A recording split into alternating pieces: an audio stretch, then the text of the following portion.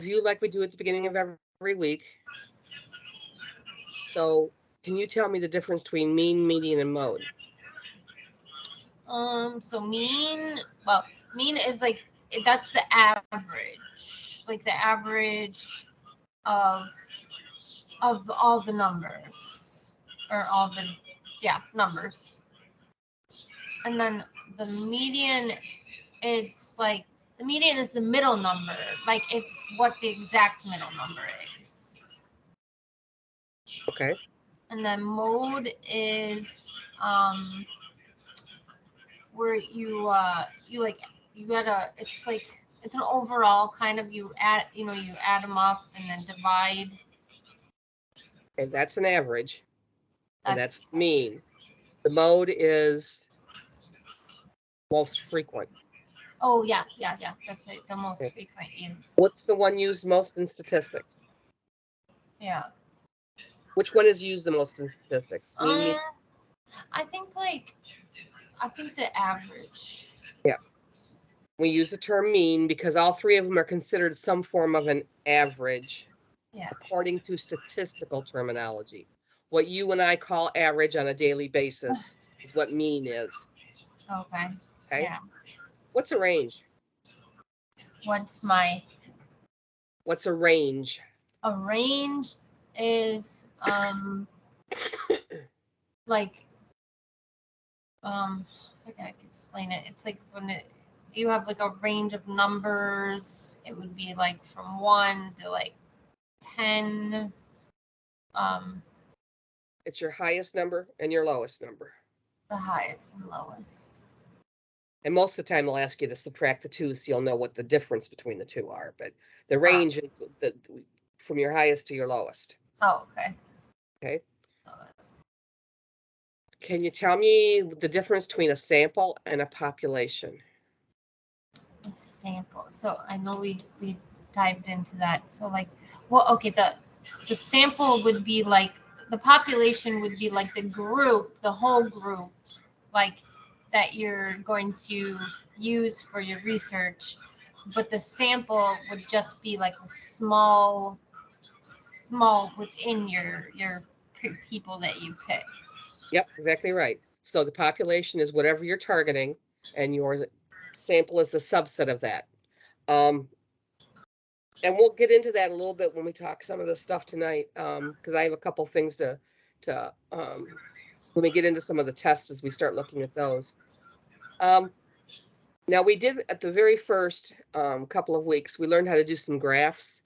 What are the advantage to graphs? Graphs I feel like they can show like a lot of data, like correctly, like when you're doing like the bar graphs, it can show like, I don't know what I'm trying to say, like your I think it shows your research like more correct, like more. Well, it gives you a visual. The numbers are still the same, but a lot of people shy away from numbers. You give them numbers and that means nothing to them. The bar graph or any other line graph or anything will give you a visual that you can see things going up or things going down, or really there's no change, it's all the same. So it gives them a visual to look at. What's the one disadvantage you might have with graphs or charts? A disadvantage?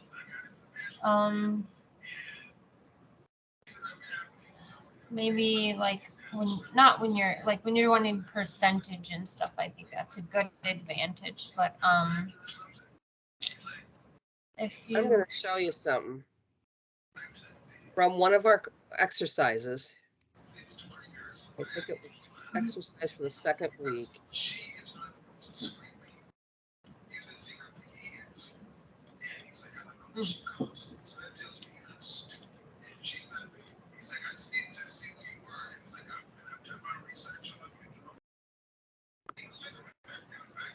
Okay, Christina, this is yours, right? Yeah. What's the disadvantage of this particular graph? Let's see. So it says like the colors are the days of the week, the number. The disadvantage to that looks maybe like, and it looks like it's not showing, like it's showing It's the, too much information. like You it's got all showing this stuff out there, and it's not it doesn't really tell you anything because there's just too much information out there. I yeah, can make like a graph on anything, but if it's too much, and one of the reasons I purposely left this assignment here, I've had some people that only did Monday or they only did the top on Monday through Friday, because they just didn't like this. And either way is correct. Everybody got it right. But the whole purpose is to show you that while some graphs are really pretty and show you exactly what you want to see, other graphs can get really hard to read if you've got too much information on. yeah. Now on this one, this is another good one. Now, if this was a little bit bigger, it probably wouldn't matter quite so much. I'm gonna see if it's gonna let me enlarge it. When you get larger, if I was to enlarge this on Excel, we could get rid of these numbers and they would only appear when I hover over them. But since Yeah. I'm not in Excel, those numbers kind of detract from what you're trying to show. Yeah, I thought that. I didn't like that. So and it's all a learning curve. When you're making charts, they're a wonderful way of making sure that your audience can understand what you're saying, because a lot of times they don't have a clue. But the disadvantages are it's just too easy for it to get to be too much. Excuse me, I'm sorry. Okay. Can you remember our discussion on correlation? What? Let it from a little bit. I'm sorry. I'm trying to hear you. His TV is too loud. Say that again. Can you remember what correlation is all about? If Correlation. two things are correlated. It's like the when you're correlating, it's like not similarity, but it's the it's like what does one have to do with the other? Yep. They may not cause an effect, but there may be something in one, something that has a cause and effect in one could have a cause and effect in the other. They may not cause and affect each other, but something that causes one can cause the other.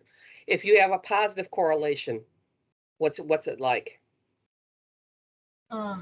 Positive would be like a good, like that means it's towards like the plus side, like If it's a positive correlation, if one goes up, the other one will go up. If one goes down, the other one will go down. So they will go in the same direction. That's what's positive, is their direction will be the same. It may be up or it may be down, but they'll be the same. Yeah. Okay. Negative. So what's a negative correlation? So the negative is like they're not. It's not the same. Like you said, it would be if like one goes up, then the other one would go down. That it would be the opposite effect. Exactly right. What are correlation scores? How do I know what a correlation score is? How do you know? Not how do you do. From where to where? On a number line. Oh, isn't it from not zero, like negative to positive? The positive one. The closer you get to one, the closer you get to a full correlation. What's a zero correlation? Oh, which kind of correlation? A zero would be like nothing. It would not. They wouldn't have any correlation with each other. Exactly right. Exactly right. Now, some of the things we talked about last week that you would have had to read on your own because you weren't able to join us. Do you understand what reliability is? Oh, reliability. Not so much. There's a lot of words I don't quite understand with the statistics. Reliability is when, if I repeated the test with a different similar group, I would get the same results. I get the same results every time I test. Okay. Oh, I see. Okay. What's validity? That's like if it's valid, like I don't want to say correct, but like if there's any truth. You got it. If it's testing what it says it's testing. If this is what I'm testing and it's what I want, then yes. Now, I'm sure you've read articles that have been repeats of prior research. And that's important because you don't want to just, particularly in medicine, rely on one research study for someone's care for everything. Yeah. You need a lot of repetitive, and you want to make sure that they can come out. The reliability would be if the same test was done over and over again, and you got similar results every time. The validity is what you're testing for is what you think you're testing for. You're getting that you're looking for the right thing. Can a test be valid without being reliable? Yes. Can a test be reliable without being valid?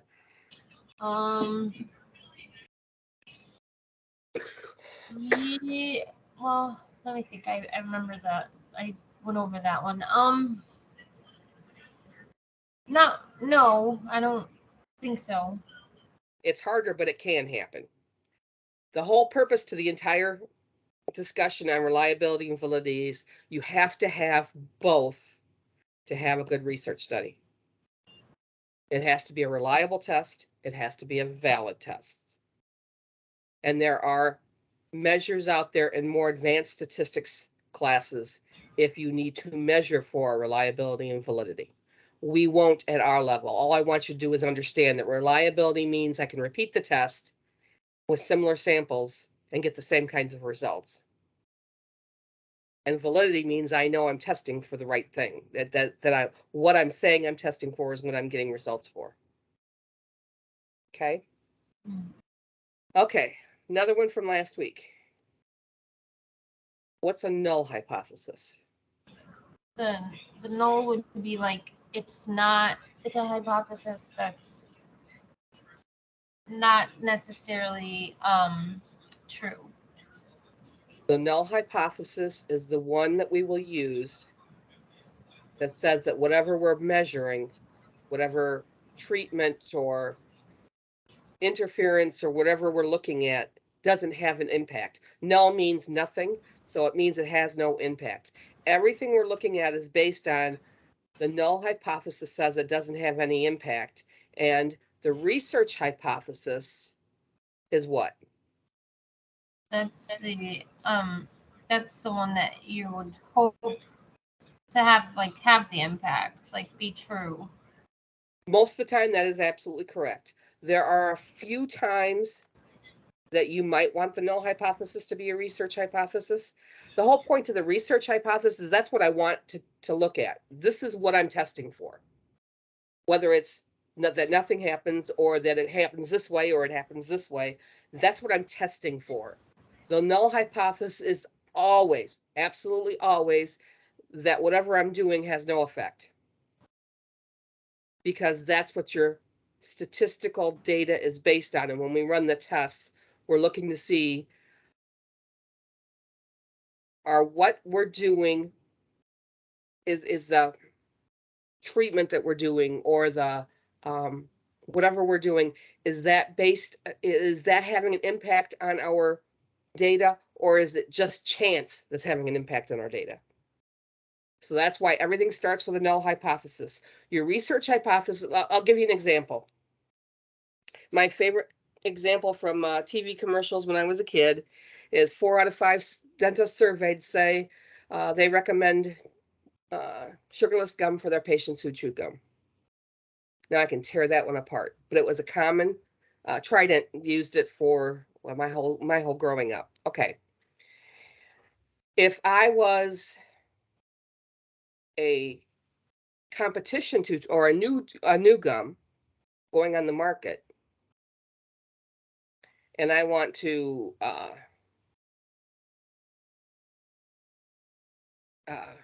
show that my gum's better than Trident's, I might get him to say, we might want to increase that. We want to have 9 out of 10 dentists surveyed say that they would recommend it, you know? So my null hypothesis would be that bringing out my new gum will have no impact on how many dentists want sugarless gum impact with their patients, right? But my research hypothesis could be that I really want to see that there's an impact with my new gum. Now, if I'm Trident, I might want to keep with the null hypothesis and say there is no difference. What we said back then is still true today. It's what it is. So it just depends on your point. Research hypothesis is what point of view are you looking at? The null hypothesis is always that there is no difference. Does that make sense? Yeah. Okay. We had, from now on, there's going to be some really important terms we're going to use consistently every week.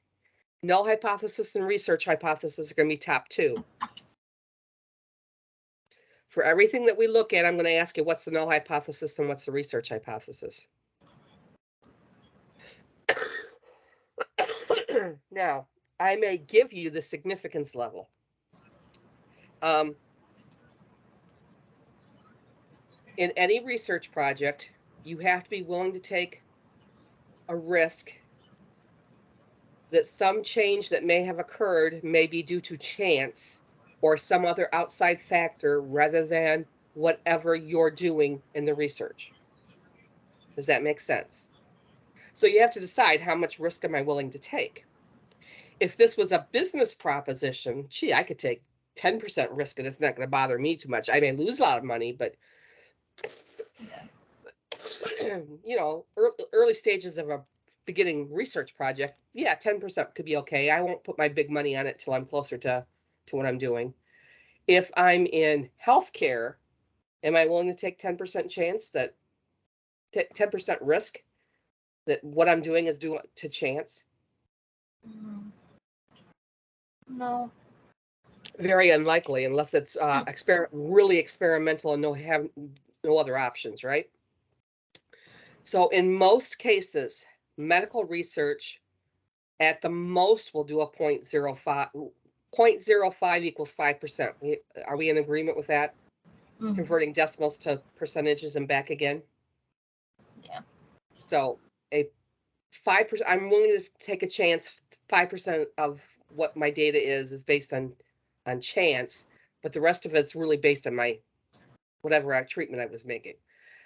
In some cases, the closer you get to being ready to go with a particular drug, particularly when we're thinking of drug experiments and things, it may be closer to 0.03 or 0.01, but you're trying to narrow that down, particularly if it's life-threatening.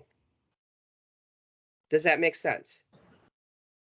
So medicine rarely will go any higher than 0.05, and usually it's closer to 0.03 or 0.01. Now, when we run whatever tests it is we're running, one of the many outcomes from those tests is called a p-value. If you go into an advanced statistics class, they're going to give you other values that are just as important depending on what you're looking at. But p-value is the first basic that we need all the way through what we're doing from now on. And the p-value is the calculated amount that your result was due to, that your result could be due to chance or some other factor other than what your whatever your treatment was. So what you do is you specify a particular significance level. I'm willing to take 5% chance that it's due to chance. I'm only willing to take 5%. My p-value then needs to come out to less 5% or less. Now, if it hits right on 5%, depends on where you are in doing your study. Some places will say it has to be less than 5. Some will say it has to be right at 5. It could be right at 5 and you'd be okay. I'm not going to be that picky on you guys. But if I say I want no more than 5% risk of it being due to chance or some other factor that's not involved in what I'm doing, and I get a p-value of 0.04. Hi, ladies. How are you? Hi. Sorry, we're trying to get it to work to the projector. Just we can see ourselves, but it's not on the computer yet. We're trying to figure it out. I'm sorry. It's fine. We're on my one computer until this one pops up. All right, so if you have a significance value, established significance value is established before you run your test, and you have an established significance value of, I'm willing to go 5%, and I end up with a p-value of 0.04. Do I accept my null hypothesis? Do I reject my null hypothesis, or do I fail to reject my null hypothesis?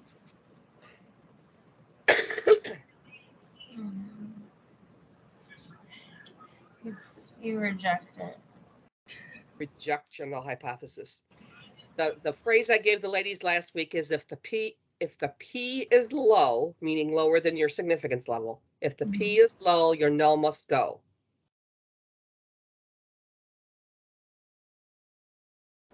Now, if I have a 0.05 significance level and my p-value ends up being 0.1, what am I going to do?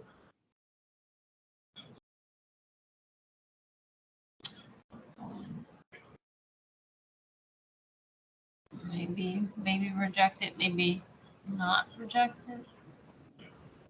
You would reject it. If it's a 0.1, that's 10%. If my significance value is 5% and my p-value is 10%,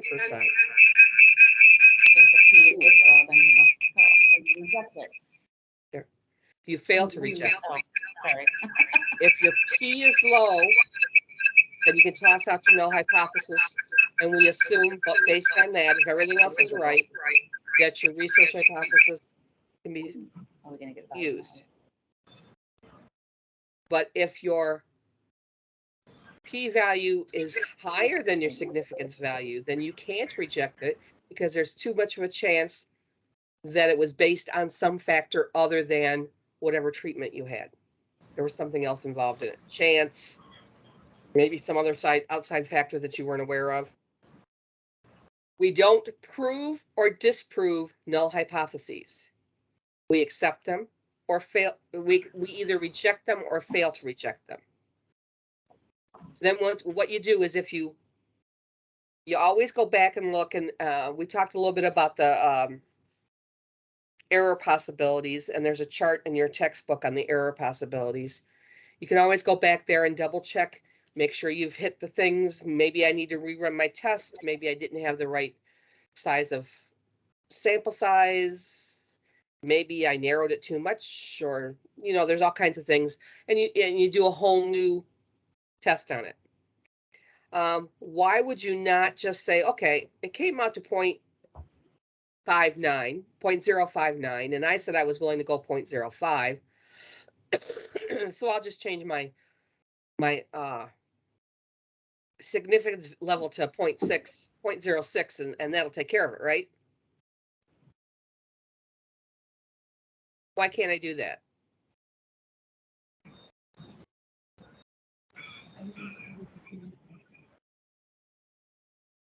Like the volume coming out of there? Yeah. I don't know. Can't probably just change it because you want to. You can't just change it because you want to. Ethics say you establish what you're willing to risk in advance, You run your data. Value. Then if your data tells you you can reject or not reject your null hypothesis, then you can determine from there whether you need to retest, whether you need to do something different. But ethics says you don't change just because you didn't like the way it came out.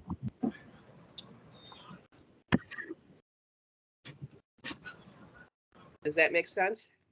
Mhm. Okay. All right.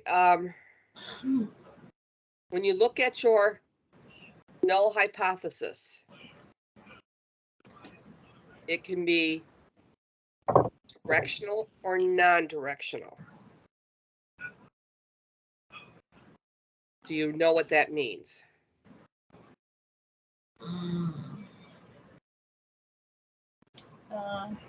Directional, that it goes in one direction, one tail, and non-directional is two tails. That's right. Directional means it's one tail. Non-directional means no tails. What that means, though, is if you're putting it in if you think in terms of a math equation, non-directional just means two things are either equal or they're not equal. Those are your only choices. So either I'm looking for this to be identical or I'm looking for it to be different. And I really don't care if it's better or worse. I just want to know that it's different. That's non-directional. But if I want it to be higher or lower, that's directional. The easiest way for me to think is not necessarily in terms of the null hypothesis, but if I look at the bell curve, when you got that really nice bell curve, it has two tails. If you're looking only at half the bell curve, because I only want to know whether it's at this end, or I only want to know that it's at this end, that's directional. But I just want to know if it's just different, then it's non-directional, it's two-tailed, because you're looking at both sides. Does that make sense? Okay. And then we had last week, we talked about a z-score. What is a z-score? How many standard deviations out? Yep. All you're doing is calculating how many standard deviations you are from the mean. I'm going to warn you that one of the tests we're going to talk about tonight will be confusing. So it's really important that you know a z-score. I'm going to emphasize that. Z-score is how many standard deviations out you are. Because they have what we call a z-test, and it's not the same thing. And why somebody would name things that closely, I have no clue. Somebody must have just ran out of alphabet and didn't know what to do.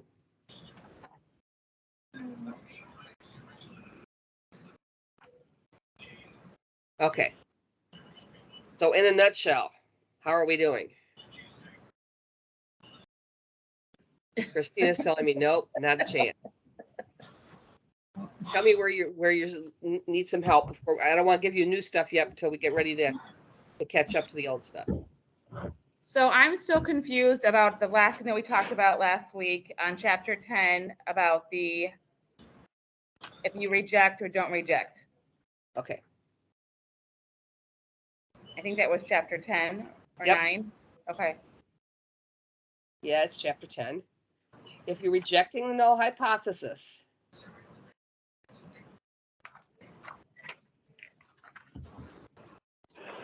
let's go back. You guys missed when Christina and I were just talking about, let's make sure that we're all in the same place. The null hypothesis is what? There's no difference. There's no Nothing difference. can change. Yeah. Yep. So if I'm rejecting the null hypothesis, what am I saying? That there is a difference. Yep. Somehow there is a difference. Now, what's the research hypothesis? What you're trying to prove or what the project is about. Yep.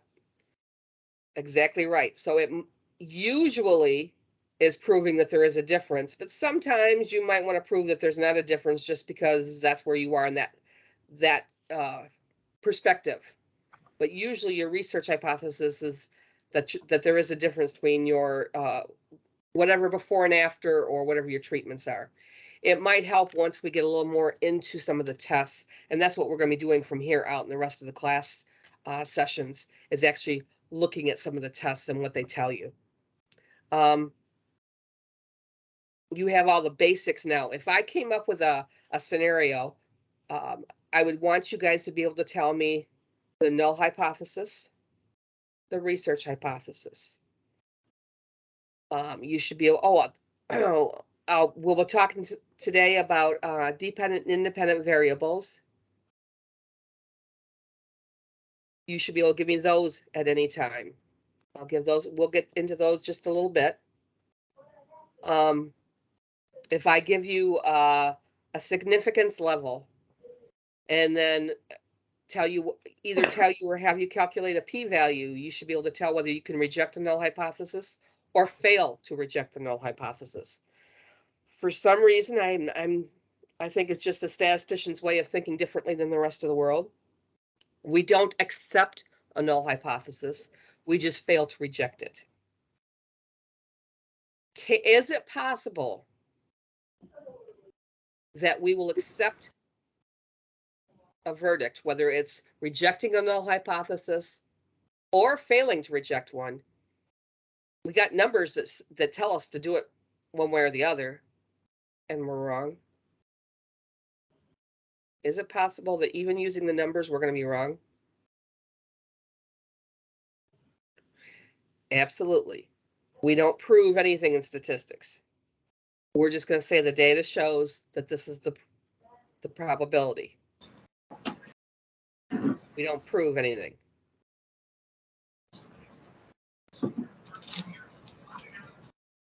All right. Right?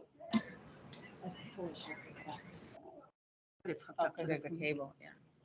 Should we move? Do you want it bigger? Do you care? I don't care. All right. All right, your textbook talked about it one place, but I want to see where they defined it. I don't remember. Independent 47. If you go back to page 147.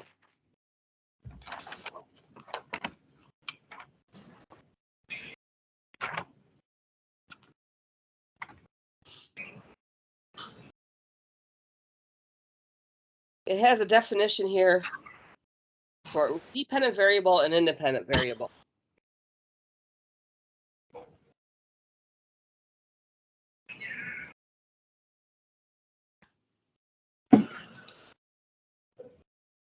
An independent variable, the one that's not going to change. All right, let's see if I can make this. If I'm going to do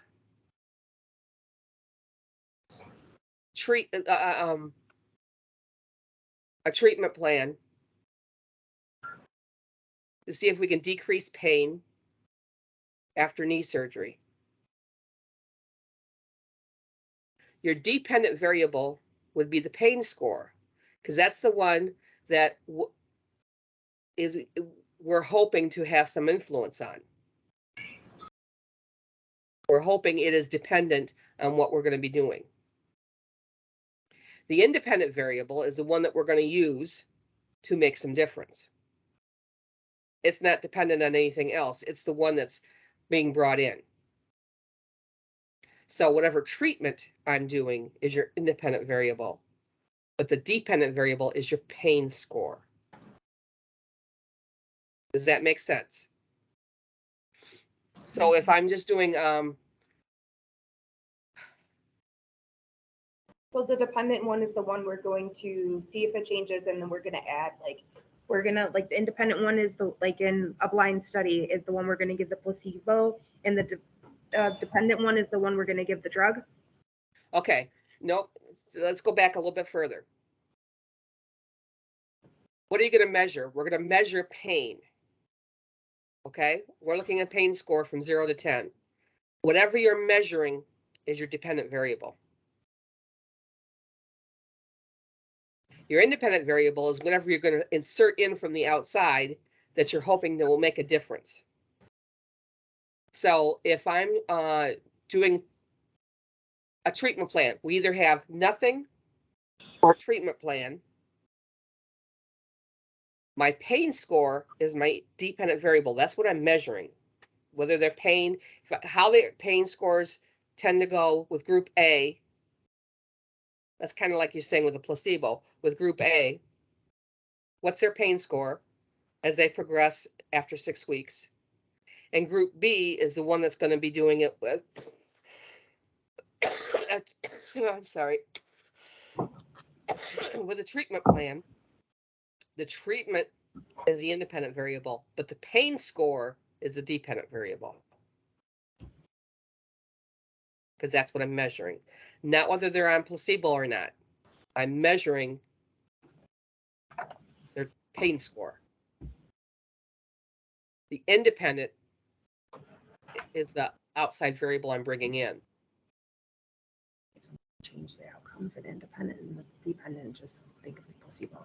That's what we're measuring. Okay, I can understand that. Did it say something different?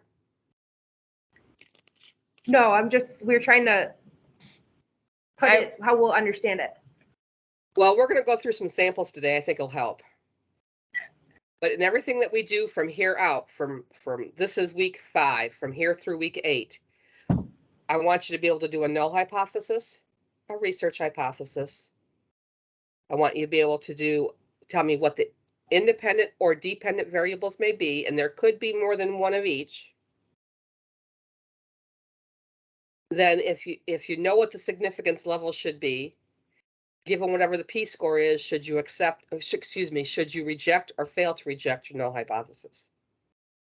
So those are the kinds of things for almost everything we're going to do are based on those items. That's why it took us so long to get here, because you need to know those things for everything we're going to do from here out.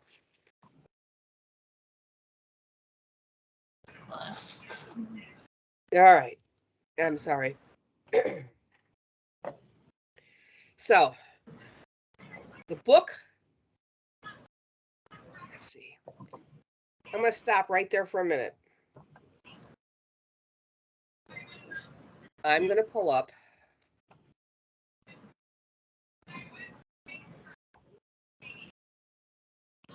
let's pull up week 3 first. And let's go. All right. We've talked about this a little bit when Christine and I started reviewing. Your week 7 was, how can a test be reliable and not valid? Reliability means the test measures something consistently. Validity means it says what it's going to measure. It can measure something consistently without measuring the right thing. And when a test is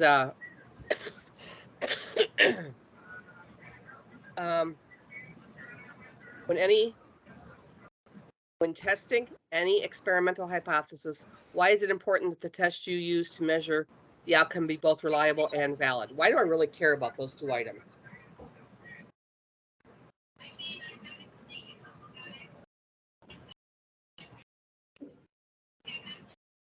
Wait, you want to know why we care about if it's reliable or valid? Yep. Because we want to know if what we're using to test is appropriate, because it could be reliable but not valid, and it could be valid but not reliable. It has to be reliable in order for the test to have the expected outcome we have. Exactly right. If you can't repeat it and get similar outcomes, and you don't even know if you're measuring the right thing, how can you have any faith in what you're doing? So that's exactly right. We talked about research hypothesis and null hypothesis.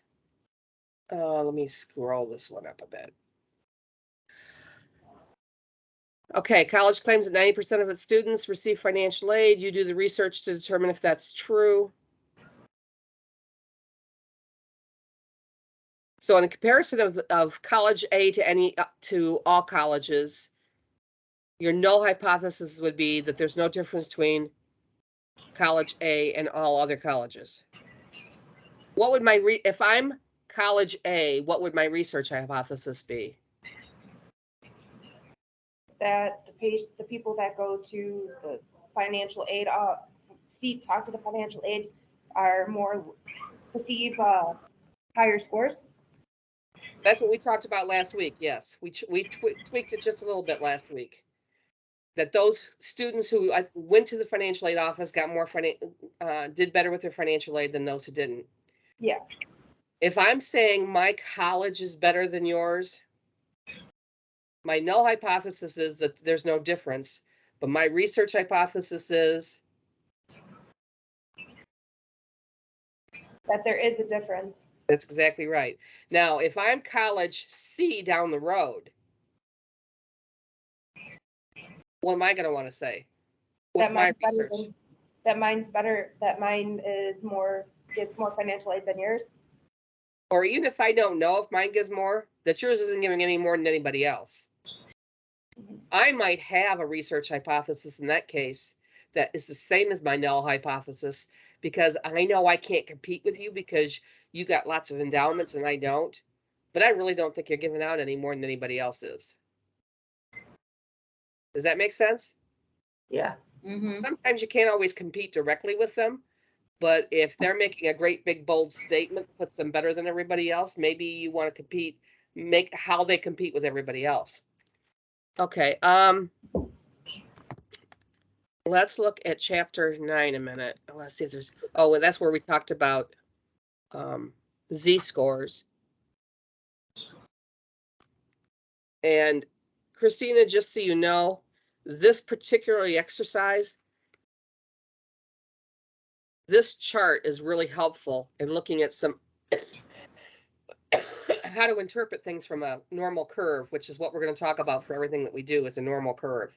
So it might be worth just for these numbers here to understand this part of the curve that we talked about last week. And if you have any problems with that, let me know and I'll go over it with you in a more. Now, somebody caught me. Okay. Number 11. If the sample matches the characteristics of a larger population, our findings are said to be generalizable. Generalizable. That's a really awful word. I was frustrated. I got it after I messaged you. Yeah, I was just frustrated with that one because I'm like, it says generalizability, it says generalized, but it doesn't say, like, I'm just, nothing fit. I understand that. I'm gonna have to fix that one. And I just threw anything in because I was so frustrated too. And I couldn't figure it out. Did the rest of it go okay for you guys? Mm-hmm. Yeah. All right, we can work with that. All right, now let's talk about week 4. Back to my.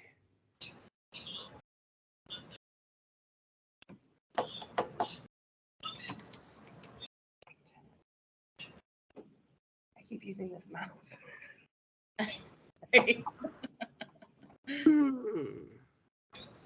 Here, I can probably take it back. Guess I'll take it back in. Give me just a second. I thought I was out. I can always slide it back in when I need it. Okay. Let's look at week 4 together.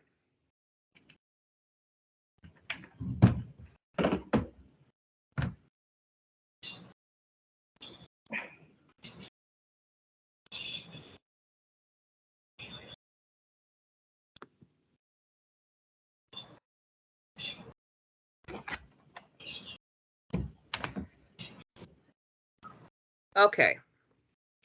The null hypothesis is there's no relationship between the type of music a person listens to and the propensity for crime.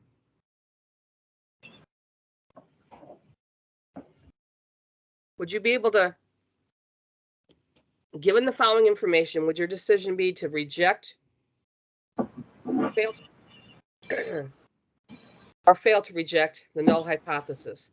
If our significance is at a 5% level, and your p-value is your p-value is less than 0.05, would you reject or fail to reject?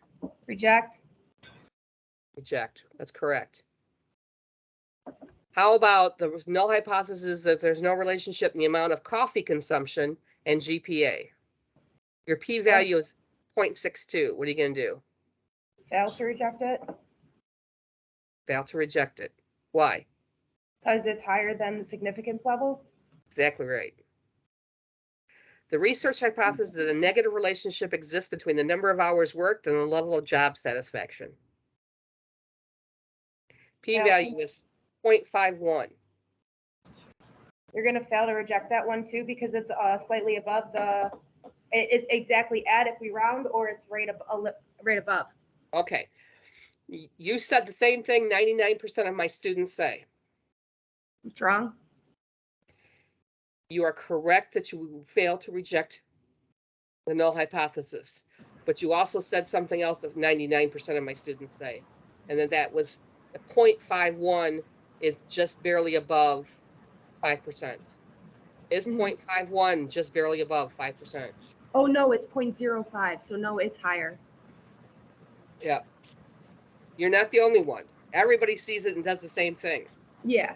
I don't want you to feel bad, but I want to point out that, and I catch myself doing the same thing. You got to make sure you read the numbers correctly, and that you're interpreting when you're transferring back and forth between decimals and percentages, that you got the right one.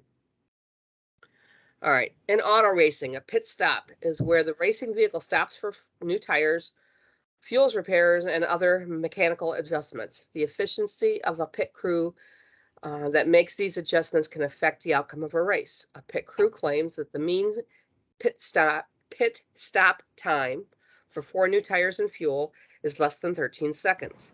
Random selection of 32 pit stop times, I can read, has a sample mean of 12.9 seconds and a standard deviation of 0.19 seconds. What's the null hypothesis in this particular situation?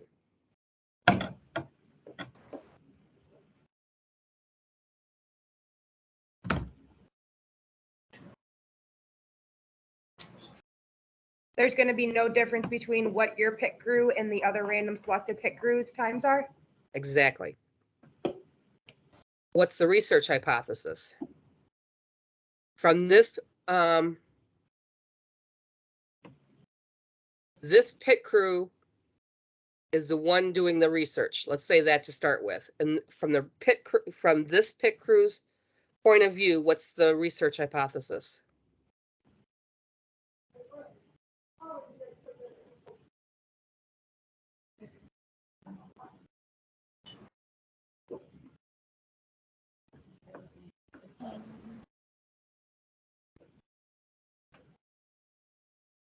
What do I want?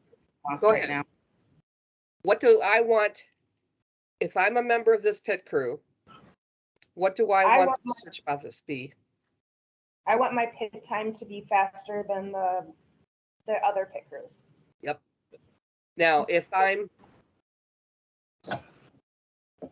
a member of any other pit crew, and I'm finding this insulting, what do I want the research hypothesis to be?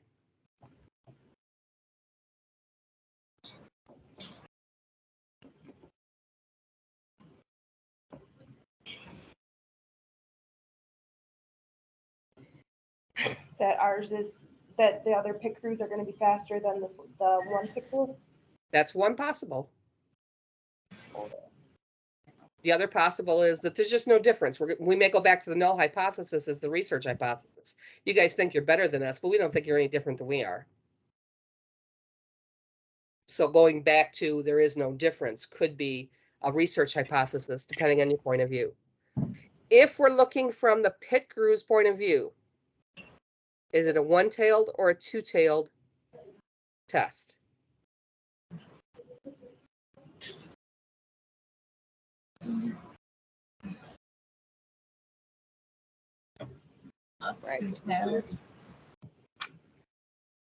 I'm sorry.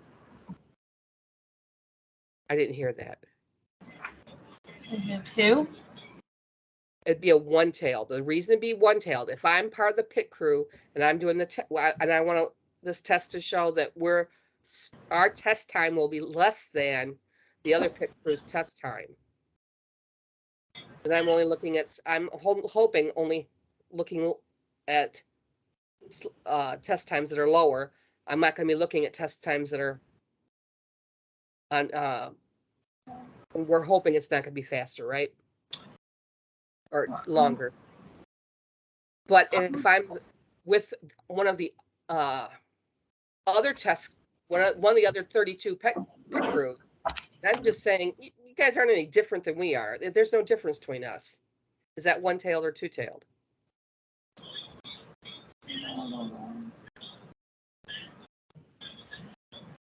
One. If there's difference or no difference, it's two-tailed. If it leans to positive or negative, or greater than or less than, if it looks at greater than or less than, it's one-tailed. If it looks to equal or not equal, it's two-tailed. Let's review that again. For the pit crew that says their research hypothesis is that our pit time is less than yours. Is that one-tailed or two-tailed?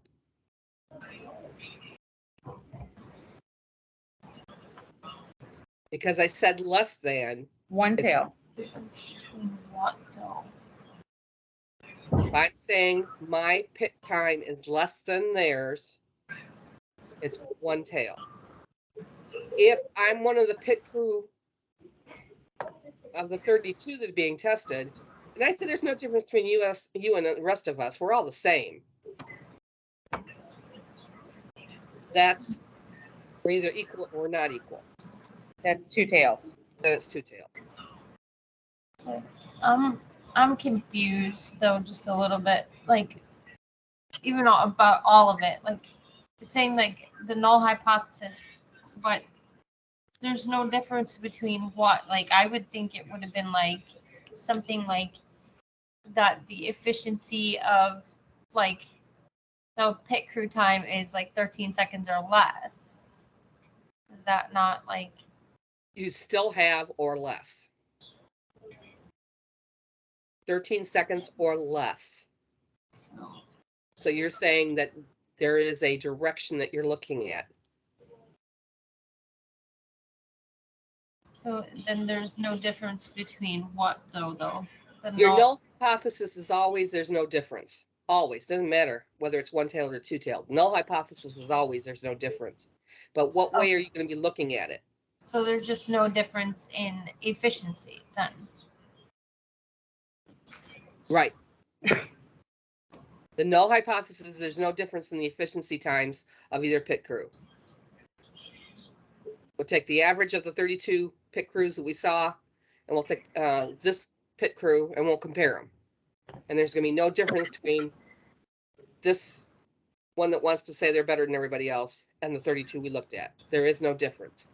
But my research hypothesis, if I'm from that one pit crew, my research hypothesis is, yeah, we're better. We actually have we have less time in pit than the rest of the people. Okay. Now, does that help any? So then you would say your research hypothesis, you're trying to prove that there is a difference. The research hypothesis will depend on your point of view. From this pit crew, the point of view is we have less time. We're not just trying to prove that we're different. We want to prove that we're actually better. Different could be better or worse. I want to prove we're better. Okay, so the one that's making the claims that they are better. Yep. Okay.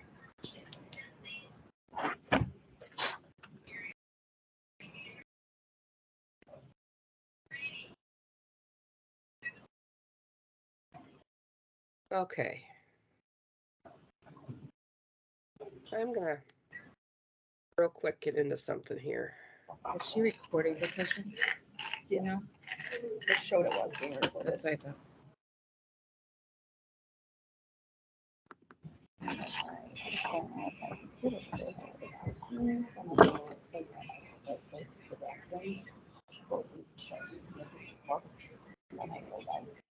Okay. Yeah, two different. Yeah. And then you do have a crossword puzzle, but you just don't see it on the other screen that I had up, but you do have a crossword puzzle. And I'll let you guys turn that in for points. Last session. I felt like confident and I was doing good and I knew everything until this last chapter 10. That's the only thing that's screwing me up. Did we check the null? I don't think we said. Did we reject the null hypothesis for that one? We didn't run the test, so we didn't know. We didn't decide whether we were going to reject it or not. Okay. I had another question for you and I just lost it. Maybe I'll think of it later. I'm going to have you guys break for a few minutes, but before we break, I have a question for you. Okay. Since I have missed 2 of your face-to-face meetings, do you want to meet next week and the week after, or would you rather not meet next week and the week after? I'm always good for meeting. That's just my opinion.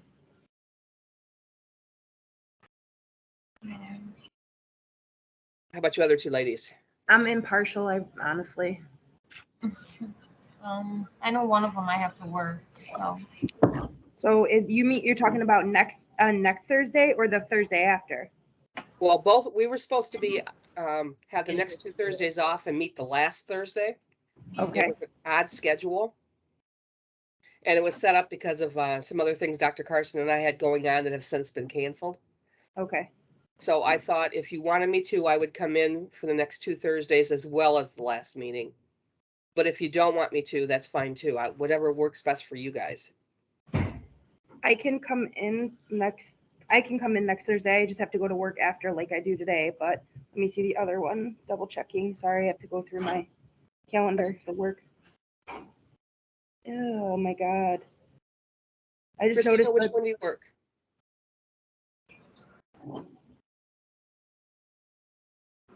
I'm finding them. Elise, did you check to see if you, Are you talking about the 6th and the 7th?